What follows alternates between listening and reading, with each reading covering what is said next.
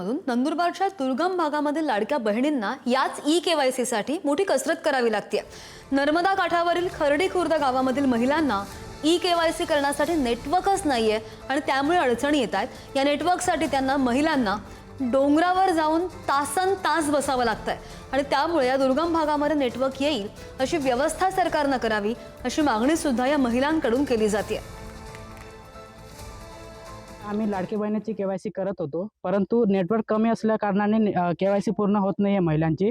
आणि काही ठिकाणी आधार नंबर टाकल्यानंतर OTPs येत नाही आहेत त्या वेबसाईटला। म्हणजे लाडकी बहिणीची जी वेबसाईट आहे ती ओपन केल्यानंतर आपण महिलांचा आधार नंबर टाकतो। आधार नंबर टाकल्यानंतर OTP ही 15-20 मिनिटांनी येते, तोवर ती जी वेबसाईट आहे ती बंद होऊन जाते।